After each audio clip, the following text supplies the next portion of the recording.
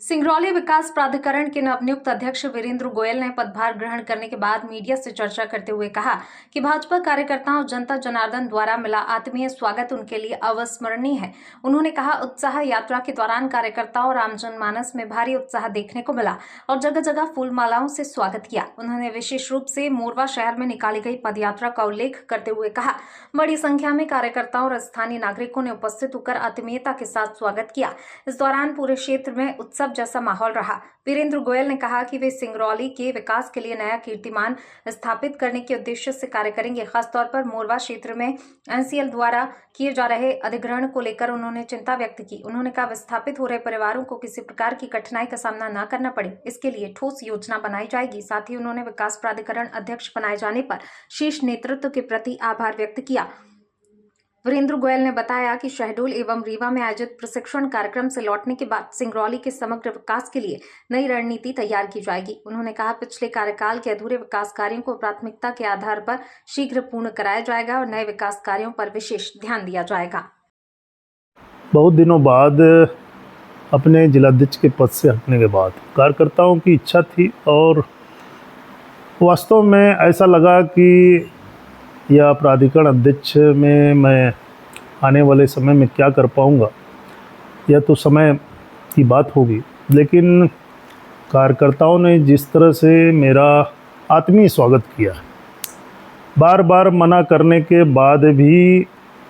उन सबों की होड़ लगी हुई थी कि हम सब लोग इस उत्साह यात्रा में कैसे सब मतलब वीरेंद्र भैया के साथ रहे। आज उसकी देन रही कि सारी व्यवस्थाओं को तोड़ते हुए मैं मोरवा में पद यात्रा के माध्यम से अपने उस कार्यकर्ता उत्साह यात्रा कहें उस उत्साह यात्रा में मैंने भाग लिया और मेरा यह प्रयास रहा कि माननीय मोदी जी के उस संदेशों का मैं पालन करूं, जिससे कि एक आम जनता को भी मैं संदेश दे सकूं। मैं अपने उन समस्त देवतुल्य कार्यकर्ताओं का, अपने सिंगरौली वासियों का, अपने व्यापारी साथियों का, अपने उन मीडिया साथियों का जिन्होंने मेरे नियुक्ति के पश्चात तरह तरह के आए हुए संकटों में पूरे कंधे से कंधा मिला करके सहयोग किया है और अप्रत्यक्ष रूप से जिन्होंने छोटे मोटे भ्रामक समाचार भी प्रकाशित करके पब्लिक को गुमराह करने का प्रयास किया है, मैं उन साथियों को भी, मीडिया साथियों को धन्यवाद और आभार व्यक्त करता हूं कि आप सबों के इस दी हुई ऊर्जा के कारण मैं आने वाले समय में सिंगरौली विकास प्राधिकरण के माध्यम से इस सिंगरौली के विकास में कुछ कर सकूं, ऐसी मैं ईश्वर से प्रार्थना करता हूं। आपके कार्यकाल का सिंगरौली विकास को लेकर पहली प्राथमिकता क्या होगी? देखिए, पदभार ग्रहण करने के बाद मैं आज तक अपने प्राधिकरण कार्यालय में समय नहीं दे पाया हूं, क्योंकि आज मुझे प्रशिक्षक के रूप में अपने शहडोल और रीवा संभाग में भी जाना है। मैं अपने मुख्य कार्यपालन अधिकारी हों या मुख्य कार्यपालन यंत्री हों, इनके साथ बैठ कर के पूरी तरह की योजना जब मैं बना लूँगा तो मैं आपके मीडिया साथियों के बीच में रूबरू होकर के यह बताने लायक होऊंगा। लेकिन जहाँ तक प्राथमिकता की बात आपने कहा है, जो भी पिछले अध्यक्ष के समय में जो भी लंबित कार्य रह गए हैं, एक तो सबसे पहला प्रयास होगा कि उसको समय से पहले पूर्ण कराऊं। दूसरी बात है कि अगर मैं मोरवा शहर के लोगों ने जिस तरह से मेरा आत्मीय स्वागत किया है, मैं मोरवा शहर के लिए कुछ दे पाऊँ, ऐसी ज़रूर मेरे मन में मनसा है कि मैं मोरवा शहर को कैसे इस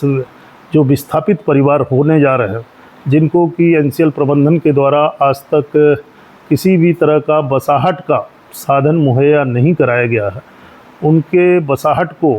या तो प्राधिकरण के माध्यम से या एनसीएल के माध्यम से उसको मैं कैसे पूर्ण करा सकूं, यह मेरे लिए सबसे बड़ा चैलेंज की बात हुई है। जहाँ तक सिंगरौली विकास प्राधिकरण के माध्यम से अन्य तरह की योजनाएं जो मुझे लागू करनी है, मैं